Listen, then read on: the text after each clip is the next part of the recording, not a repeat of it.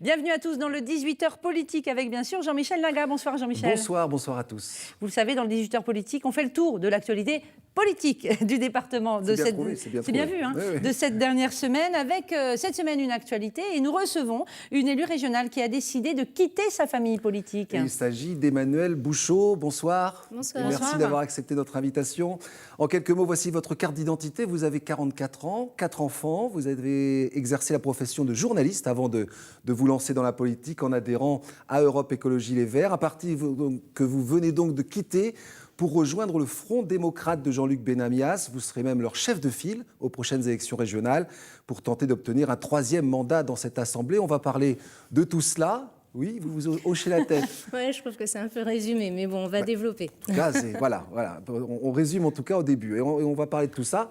Mais on commence par l'actu de la semaine. Et l'actu de la semaine, c'est l'actu du jour. Le projet d'aéroport à Notre-Dame-des-Landes, l'examen des recours au tribunal administratif de Nantes. Les fameux recours sur la loi sur l'eau, sur les espèces protégées. L'audience s'est tenue ce matin en présence des opposants et des partisans du projet, bien sûr.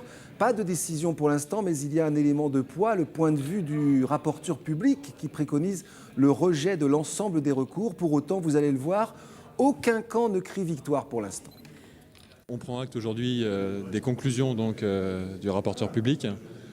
On ne peut que constater que les conclusions de ce rapporteur ont fait l'objet d'une analyse précise, approfondie de l'ensemble du dossier et des échanges qu'il y a pu y avoir entre les différentes parties. On a aussi essayé de convaincre les juges qui sont au final ceux qui prennent la décision. La décision n'a pas été encore rendue. Elle sera rendue le 17 juillet. Donc on attendra de lire cette décision le 17 juillet pour voir exactement si les juges suivent le rapporteur public ou s'en écartent. On se souvient du cas de Dongest où les juges n'avaient pas suivi leur rapporteur public. On sait que sur des gros dossiers à enjeu en termes d'environnement et en termes d'économie, il peut y avoir des différences d'interprétation. Décision donc le 17 juillet dans cette étape cruciale. Et vous, Emmanuelle Bouchot, quel est votre avis sur la question? Est-ce que vous êtes aussi réservé, prudent? Non, je pense qu'effectivement, il faut attendre le 17 juillet. Pour l'instant, bon, c'est un peu donc effectivement le statu quo. De toute façon, étant donné, si les décisions sont effectivement rendues le 17 juillet, si les recours sont rejetés, après, il peut aussi y avoir des appels, il peut y avoir d'autres juridictions et effectivement les travaux. Oui, et de toute façon, les travaux ne commenceront pas tant que les recours ne sont pas totalement épuisés dans toutes les juridictions. Il y a différentes interprétations possibles. C'est ce qu'avait dit Jean-Marc Ayrault. Manuel Valls, lui, n'incluait pas les appels. C'est ce qu'a dit François Hollande aussi. Donc, a priori, c'est quand même le président de la République qui décide. Donc, en gros, vous nous laissez entendre que les procédures ne sont pas arrivées à leur terme, quoi qu'il arrive le 17 juillet. Ouais. Que l'annonce des travaux avant l'été, vous n'y croyez pas? Ah non. Non. Donc voilà, ça c'est clair, ça c'est fait. On poursuit avec une autre élue régionale qui tourne la page. Oui, cette élue, c'est la socialiste Chloé Lebaille. Presse Océan nous apprend qu'elle ne se représentera pas aux élections de décembre. Elle explique que c'est une façon en fait d'appliquer les idées qu'elle défend, des mandats limités dans le temps à 32 ans. Et après 10 ans de mandat, elle a réalisé un bilan de compétences. Elle a trouvé un travail comme directrice adjointe de Culture Barbare, la Fédération des cafés culture.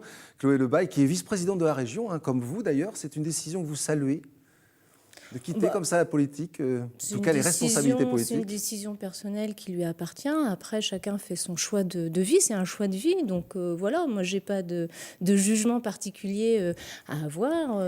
La reconversion professionnelle, vous y pensez, vous aussi? Moi, je l'ai faite.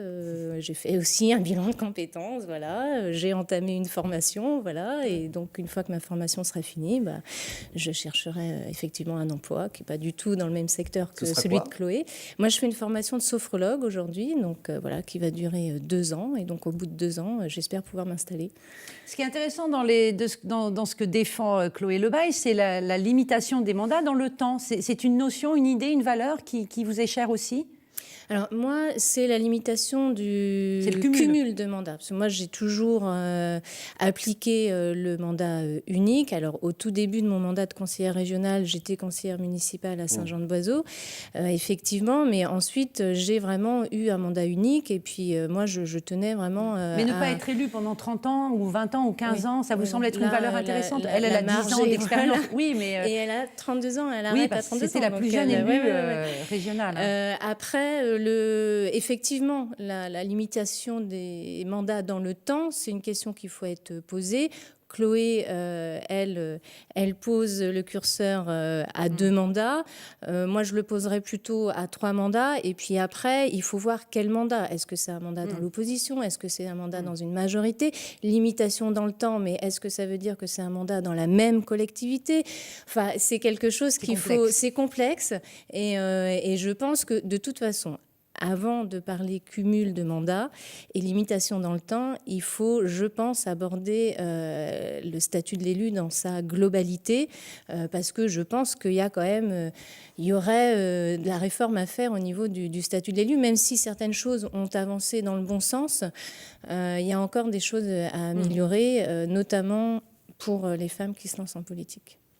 Allez, on change de sujet. On se souvient du clash sur la présidence du MINE. C'était il y a un mois. Le maire de Rezé, Gérard Allard, s'opposait alors à la nomination de Pascal Bolo.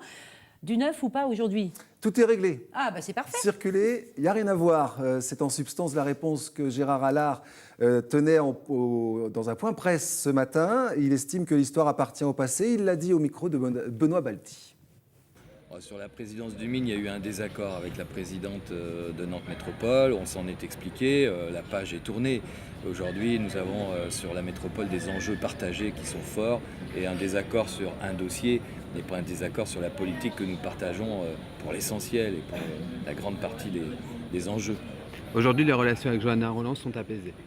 Les relations avec Johanna Rolland sont apaisées, vous pouvez le dire.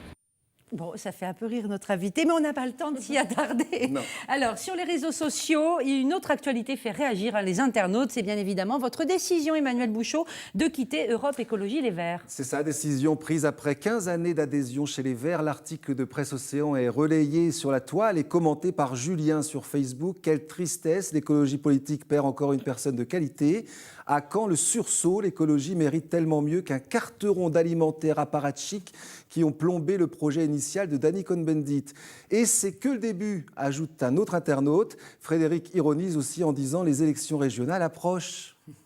C'est vrai que votre départ intervient dans une période où les régionales se négocient. C'est un hasard? Moi, ce que je dis, c'est qu'on ne quitte pas un parti dans lequel on a milité pendant 15 ans, simplement pour une échéance électorale. Enfin, en tout cas, moi, c'est ma position. Donc, quitter un parti dans lequel on a milité 15 ans, ça se réfléchit. Ça ne se fait pas du jour au lendemain, comme ça, en claquant des doigts. Et donc, il y a eu une succession d'événements qui ont fait que cette décision, je l'ai prise maintenant. Lesquels événements? Il y a eu, déjà, la sortie du gouvernement de Cécile Duflot et Pascal Canfin. Sur le coup, c'est vrai que, j'étais pas trop d'accord avec eux, certes, mais ensuite, ça a remis beaucoup de choses et ça a ouvert la porte aussi à toute une frange de militants au sein de ELV qu'on, je vais dire, un problème, un drôle de rapport avec l'exercice du pouvoir et le fait d'assumer d'exercer le pouvoir. C'était quelque chose qui a toujours été latent au sein des Verts, puis de LV. Mais là, effectivement, le fait de sortir du gouvernement, ça a fait ressortir toute cette frange de militants qui ne veulent pas forcément assumer l'exercice du pouvoir. Et à qui, au fond, vous reprochez de ne pas être assez constructif avec les risques que ça comporte, de construire un projet et d'être un peu trop peut-être dans l'opposition, dans la contestation? Après, ça s'est décliné effectivement par un positionnement contestataire et d'opposition systématique. Alors, on peut effectivement être dans la critique, mais au moins dans une critique constructive. C'est vrai qu'il y a des luttes écolo, il y en a toujours eu ici dans notre territoire, mais à un moment donné, il faut être aussi dans la construction. Et je pense qu'on l'a été aussi dans notre territoire, dans la construction. Et si le mouvement écolo aujourd'hui est important ici, c'est parce qu'il y a eu justement tout ce travail de fait. Et sauf que moi, je pense que depuis la sortie de Cécile Duflot et Pascal Canfin du gouvernement, tout ce travail qu'on avait capitalisé, tout d'un coup est parti s'émiette. C'est ce que je vois. Il s'émiette et je trouve ça, pour moi, c'est un énorme gâchis. Il y a des alliances que vous avez trouvées contre nature aux dernières départementales, avec des alliances avec le Front de gauche. Je voyais un chiffre, parti de gauche, pardon. Les Verts ont par exemple 46 élus dans l'agglomération nantaise. Ça, d'après vous, c'est grâce au PS ? Alors, ce n'est pas grâce au PS, c'est grâce au travail que les écolos ont su faire en partenariat, effectivement, avec le Parti socialiste.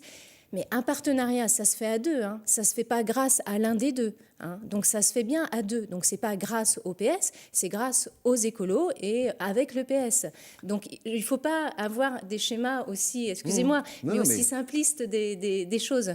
Et effectivement, il y a eu un deuxième événement que sont les départementales. Les départementales, alors, j'étais même venue sur ce plateau-là. C'était illisible au départemental, le positionnement d'Europe Écologie Les Verts, il faut être clair. Ah oui, non, mais il faut être clair, c'était totalement illisible. On a eu un débat en interne, il y a eu une motion qui prenait l'autonomie qui a été majoritaire.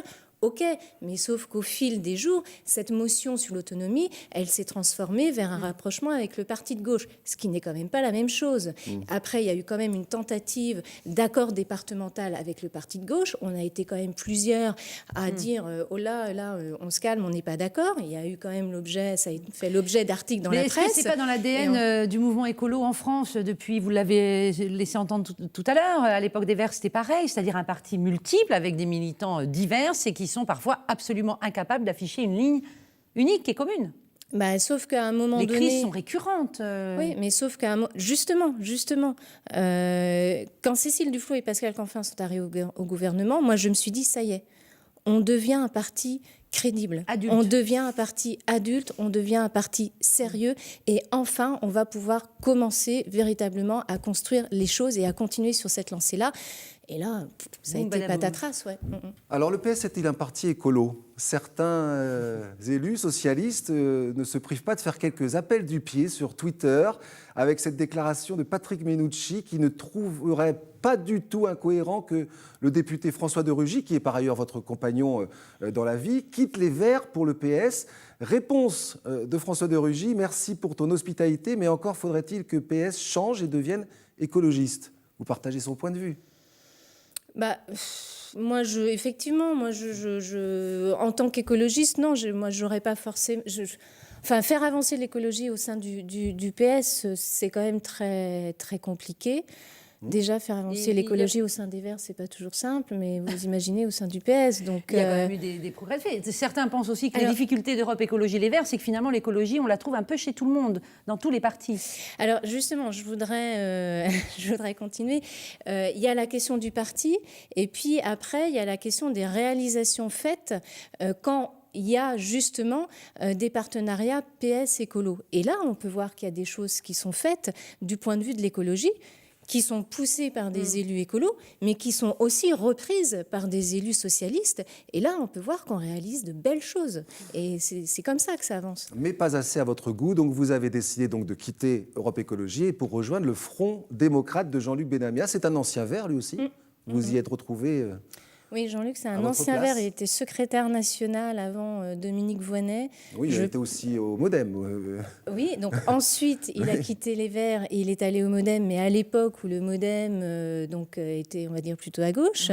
Puis quand Bayrou a décidé de suivre Sarkozy, du coup, il y a eu la scission au sein du Modem et Jean-Luc est parti avec un certain nombre du Modem pour constituer le Front démocrate. Et le Front démocrate est réputé pour être favorable à François Hollande, au gouvernement. C'est quelque chose que vous partagez à 100%? Alors, le Front démocrate, c'est un parti qui est très clair et qui se positionne au centre-gauche sur l'échiquier politique, qui se veut un parti réformiste, progressiste, et qui donc, dans ce sens-là, effectivement, est un parti qui soutient le gouvernement, c'est pas un parti béni oui-oui du gouvernement, c'est-à-dire qu'il peut être critique et il peut être en désaccord avec certains points, mais voilà, il dit on a un gouvernement qui réforme, il faut mener ces réformes-là, donc on le soutient. C'est un parti très peu connu.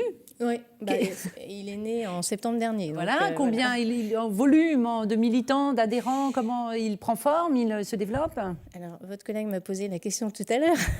On ne s'est pas concerté, vous voyez. Dit, voilà. Je ne sais pas, je n'ai même pas posé cette question-là, à savoir nationalement combien il y avait de militants. De toute façon, à partir du moment où un parti commence à être créé, la question, c'est pas combien on est, c'est combien on va être demain. Y compris pour les élections, par exemple. Vous êtes en mesure d'être présent sur les prochaines régionales?